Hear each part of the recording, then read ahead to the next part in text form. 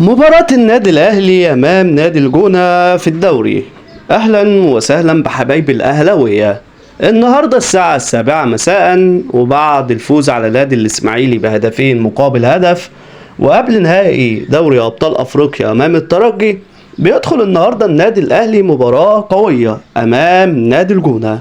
نظريا الأهلي أقوى من الجونة بكثير، ولكن حسابات كرة القدم تختلف، فلكل مباراة حسابات أخرى.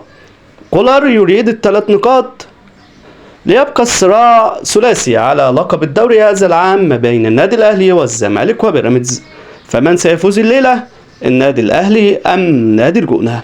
المباراة طبعا المنقولة على قناة اون تايم سبورتس إن شاء الله بإذن الله الساعة 7 مساء، ومفاجآت بالجملة من العيار الثقيل.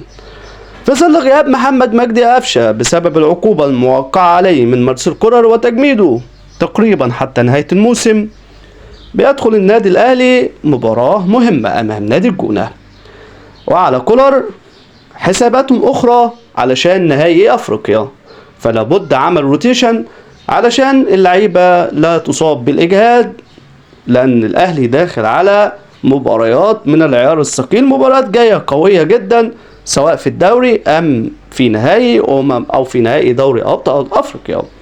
من المتوقع النهاردة أيضا إجراء بعض التغييرات وبعض التعديلات على تشكيلة نادي الإسماعيلي، احتمال مشاركة عمرو السولية من البداية وإراحة مروان عطية، وكمان من المتوقع إراحة حسين الشحات ومشاركة رضا سليم من البداية، وفي ظل غياب محمد هاني للإصابة احتمال مشاركة عمر كمال عبد الواحد.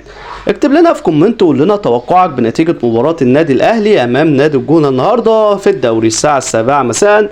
منتظر تعليقاتكم. دمتم بألف مليون خير، والسلام عليكم.